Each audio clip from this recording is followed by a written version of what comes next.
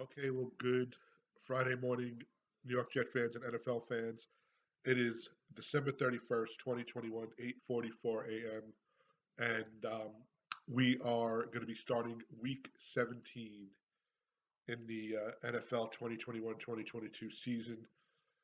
Um, Actually, week 17 will start in 2022, as it'll start tomorrow, January 1st, on Saturday with a few games, and then continue through Sunday, where the playoff pictures should um, come to light a little bit more, be a little bit more clear.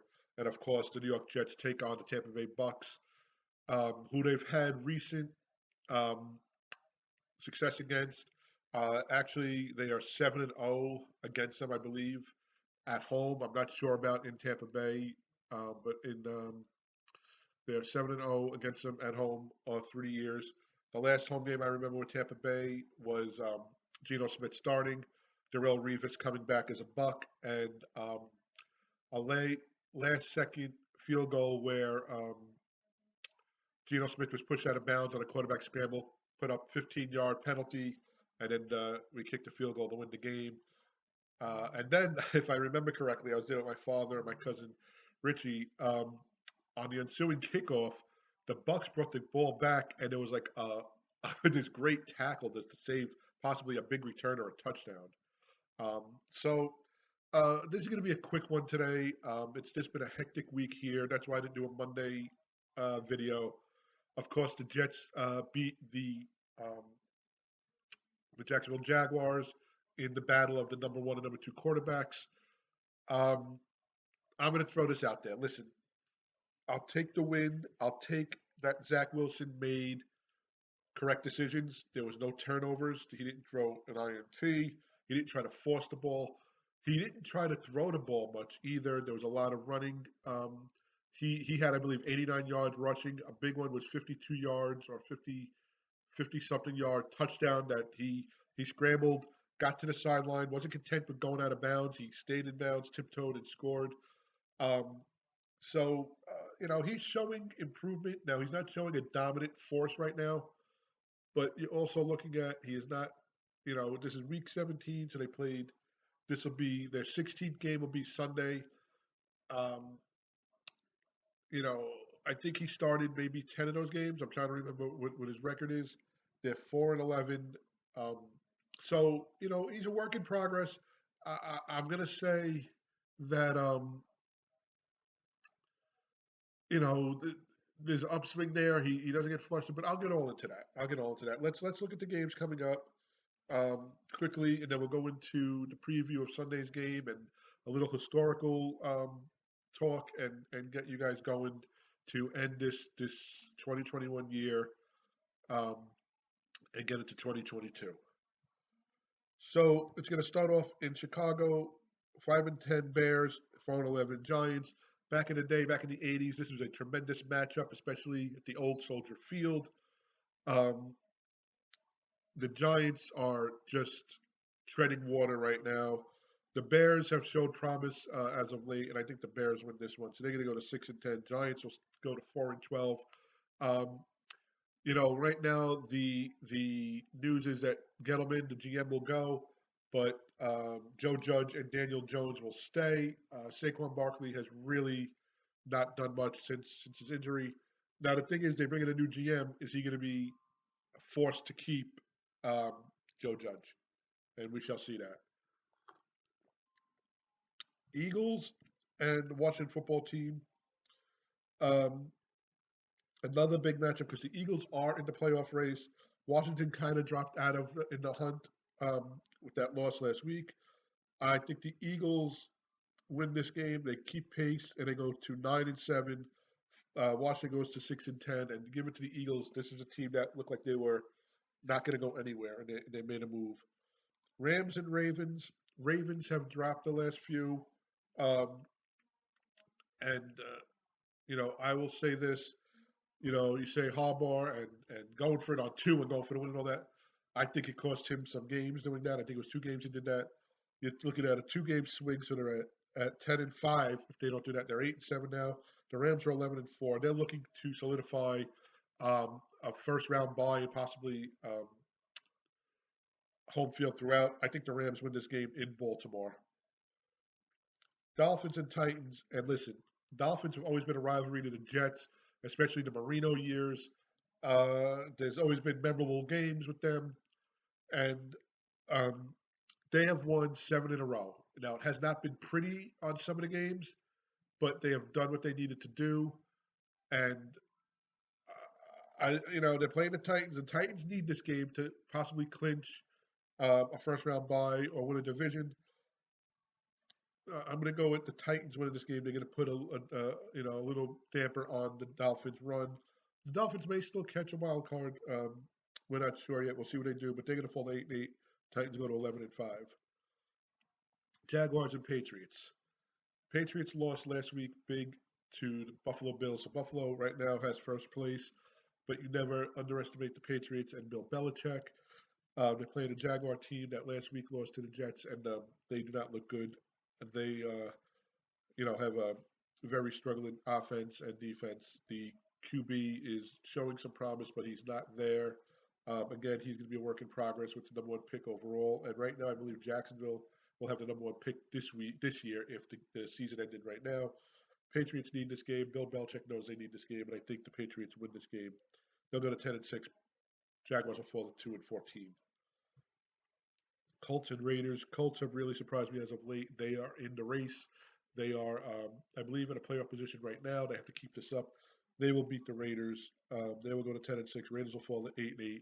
And speaking of the Raiders, this week they in NFL lost a legend, a legendary coach, a legendary commentator, which I grew up on. I was born in the '70s, so I don't remember watching him coach, but I remember him with Pat Summerall doing games, and he was the first one to use the virtual chalkboard.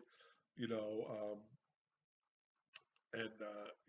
he would just have these stories, and to me, he was the Phil Rizzuto of the NFL, and not to take away, because Phil Rizzuto was just he was a Yankee lover, but he also had these stories, and um, John Madden had the same thing, and then being a tremendous football freak, um, the Madden video game, which I believe is in its 30th year, um, or probably more. Just um, you know, I grew up on it. I still have it. I have the new one for this year. I just got for Christmas. So the NFL lost a legend, a Hall of Famer, and he's with Pat Summerall now, and again, just a little, you know, tidbit on all that. They did the replacements. They were in the movie The Replacements, and they did the games for the replacements. So you know, Coach, rest in peace. Um, so Colts will win 10-6. The Raiders will fall to 8-8. Um, they started off very well, and just too many things got in their way this year. Chiefs and Bengals. I expected the Chiefs at this point to be 13-2. There were games I thought they would win that they could not get out of their own way. Interceptions, fumbles, no defense, hardly ever offense, and then they come back with a vengeance. They're at 11-4. Bengals are at 9-4. Um, I'm going to say the Chiefs win this game. I know the Bengals are playing well. I know they've come and surged as of late, and they're trying to get solidify a spot. This is going to be a hard one for them, especially playing against the Chiefs who want to lock up the number 1 pick. I'm sorry, number 1 playoff spot. So Chiefs go to 12-4. Bengals fall to 9-7. Falcons and Bills. Falcons are basically out of it. They're in the hunt mathematically. The Bills want to win the division. They're going to be in Buffalo. It's going to be cold up there, I can imagine. Um, and I think the Bills win. They'll go to 10-6. Falcons will fall to 8-9. I'm sorry, 8-8. Texans and 49ers. Uh, 49ers will win this game. They should win this game. They're more talented. They're more experienced. Texans have not been good this year. Um, and I think 49ers go to 9-7. Texans fall to 4-12. Chargers and Broncos. And these are two teams that have been up and down all year. I know the Chargers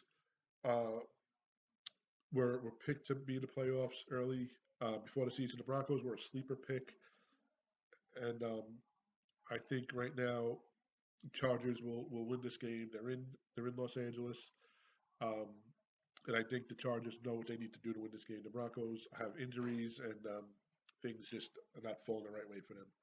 So Chargers go to 9-7. Broncos will go to 8-8. Cardinals and Cowboys. Wow. Now the Cardinals have dropped the last few. Their offense has dropped. Their defense has dropped.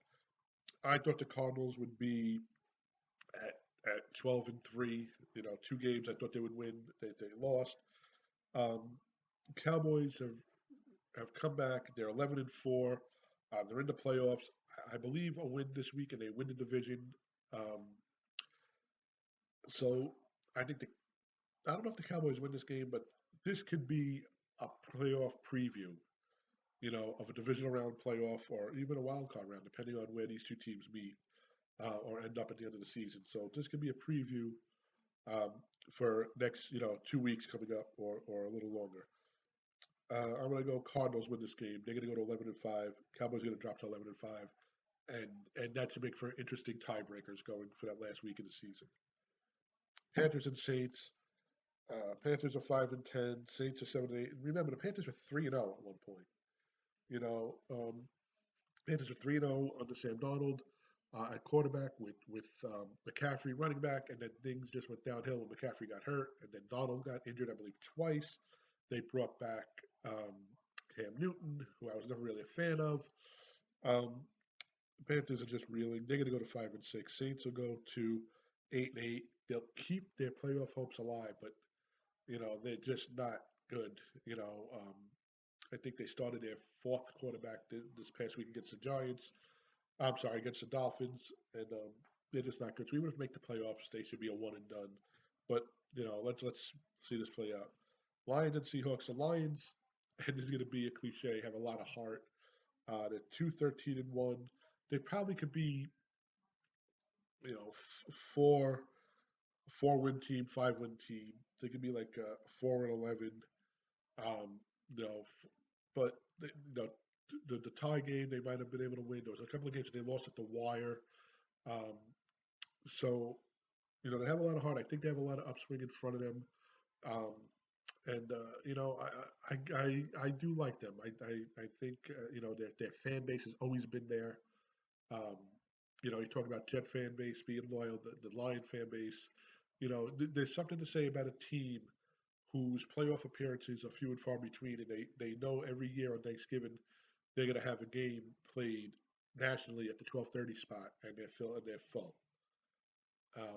So I hope they could get this together on the NFC side and get some success. They're playing the Seahawks, and if you're a Jet fan, you're rooting against the Seahawks to win because you want a better draft position. Right now, I think the Jets have 2 picks in the top 10 with the way the Seahawks are playing and the way that the Jets are actually playing. I think the Jets will have their pick at 3 or 4 at the moment, and then the Seahawks pick, I believe, is 7. And it's weird because I think it goes to Jets 3 or 4, then the Giants fall in there, then the Jets fall in there, then the Giants fall back with their picks. So I think, you know what? I'm going to go with the Lions winning this game. I think they play with a lot of heart and a lot of courage, cowardly lions, right? And they're going to go to 3-12-1. Seahawks will fall to 5-11. Vikings Packers. This has always been a great rivalry, great match. The Vikings. I'm not a Kirk Cousins fan. They're hanging on by a thread at 7-8. Packers 12-3. Aaron Rodgers, who either you love him or hate him, has broken records. He broke Brett Favre's record last week, um, I believe, for touchdown passes as a Packer.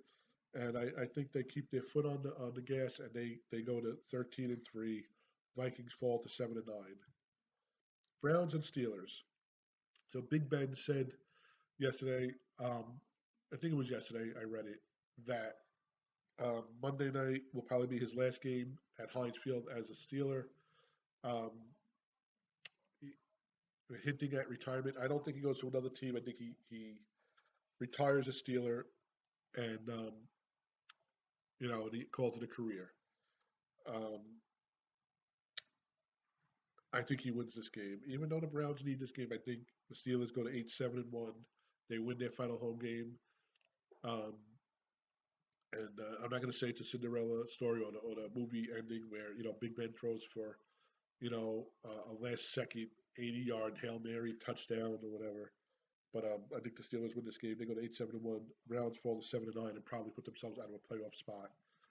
Um, and also, speaking of quarterbacks, moving around, the headlines all around New York for quarterbacks that with the Giants are they want Russell Wilson. They're going to get Russell Wilson. Russell Wilson said something, I believe, on Thursday or Wednesday. I lose track of the days when there's a holiday. That um, this may well be his last game played at I forgot the name of that stadium, but not in the NFL. So he's hinting that he may not be a Seahawk in the future next year, but that he is not retiring. So the Giants may pull him in. I mean, if you want to pull him in like the Cardinals did with Kurt Warner later on in his career, um, or the way the Vikings had Brett Favre and they made a run. Um, you can try that. The Giants to get back on track. I think there's a lot of holes on this team. Their defense is not that great. Um, Saquon has not been the pick they thought he'd be due to injury, and I don't like Joe Judge. So, will Russell Wilson be the make a difference? He may make a leadership difference on the field, but I don't know if he is what they're missing to make them be a contending team. So let's talk about our Jets, who you figured, oh, we're not going to play Tom Brady anymore, and here we are, week 17 of the season, and Tom Brady's coming in with Tampa Bay. Tom Brady, who won a Super Bowl last year with a new team. Tom Brady, who won a Super Bowl at home, the first team to ever do that. Um, and they are 11-4. Jets are the total opposite. They're 4-11. Um, right now, they are top of the division. They clinched a playoff spot. The Bucs, that is. Um, the I believe they won their division. So as a Jet fan, I've never liked Tom Brady as a rival. But I think that's just me being selfish. The whole Mo Lewis knocking Bledsoe out, Brady coming in, the success he had, the Belichick thing leaving the Jets. It's all one big, it would happen to the Jets type thing. Um, but as a Yankee fan, and I'm going someplace with this. You say, well, how do you hate Derek Jeter? He's a winner. And I could see how a Boston fan or a Met fan could hate Derek Jeter. An Oakland A's fan could hate Derek Jeter. Um, the success that he had, the way he did it on and off the field. Now, I always said this with Jeter. You never heard that he was in a barroom brawl. You never heard that baby, excuse me, baby mama stuff. But Brady, there was a little bit more off the field stuff with his women and whatnot. But he kind of he always kept it classy. And I'll take away the cheating thing. That whatever you want to think is it is it is. I still have people tell me that Jeter was on steroids.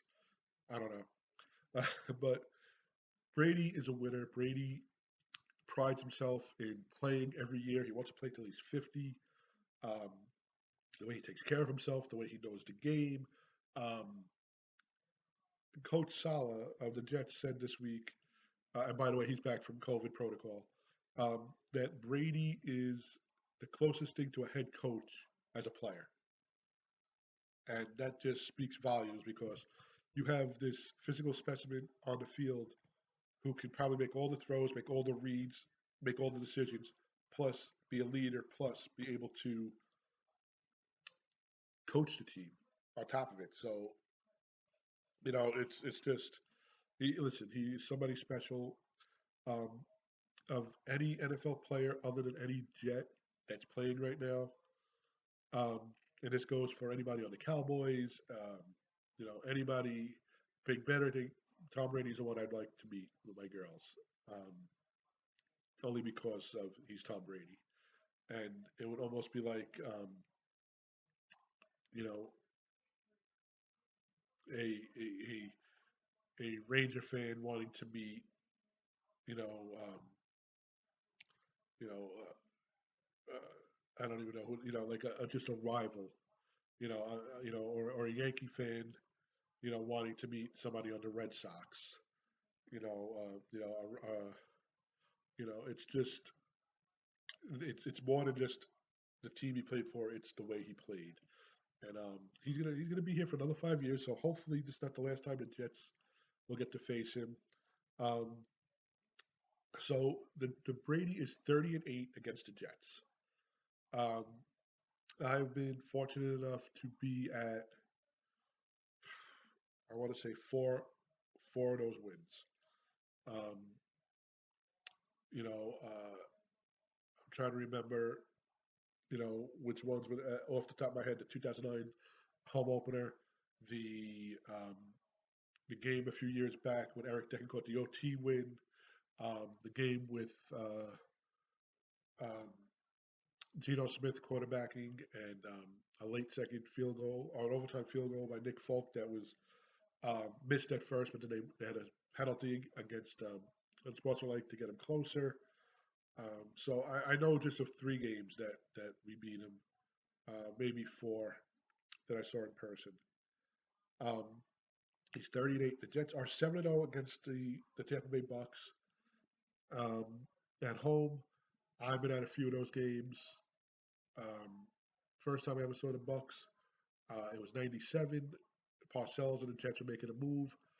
I believe the Jets beat them 21-0, and the offense didn't score a touchdown. It was two Otis Smith INTs for touchdowns against Trent Dilfer, and I believe a 101-yard touchdown return on a kickoff, or yeah, I think it was a kickoff by I can't remember the returner's name. I think it was I can't even remember, but they beat them there, and then the next home game, of course, was that Geno Smith game a few years later with Revis coming back as a Buccaneer that I can remember. Um, I had this as the loss at the beginning of the season. you know, I still have it as a loss. The Bucs are playing for home field. Brady knows what's at stake. Brady steps up when he needs to step up, and Brady has always had 30-8. And yes, those 38 games and those 30 wins were with Belichick and the Patriots. But um, he he knows what to do, no matter who he's playing. So listen, if I had a bet, if you told me to bet me ahead and pick the score, I would say Tampa Bay 30-30,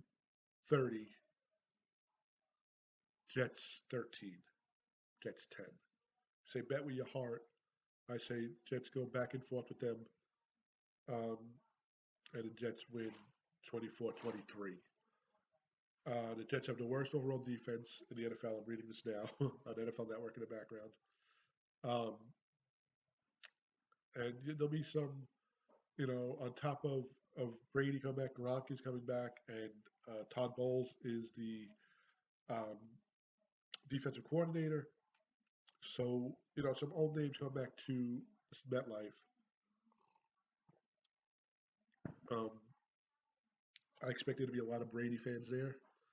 Um, the holiday weekend, I don't know if there's going to be a lot of people at the game, but I just I don't see the Jets having really much of a chance unless they play almost flawlessly.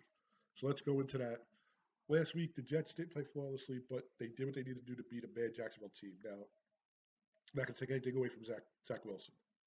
He had a QBR rating of like 80 something, I believe. Fine. Didn't complete many passes. He had a rushing touchdown for over 50 yards, where, like I said earlier, he tiptoed the sidelines, was not content with going out, um, eluded the defender, stayed in bounds, and scored. To me, that was a nice step in the right direction. Um, he showed he wasn't content with, like, he didn't want to get hit or whatever. He made he did what he had to do. He didn't put himself at harm, but he also did not take himself out of the play. He didn't throw an INT. He did not fumble. There were no giveaways on offense.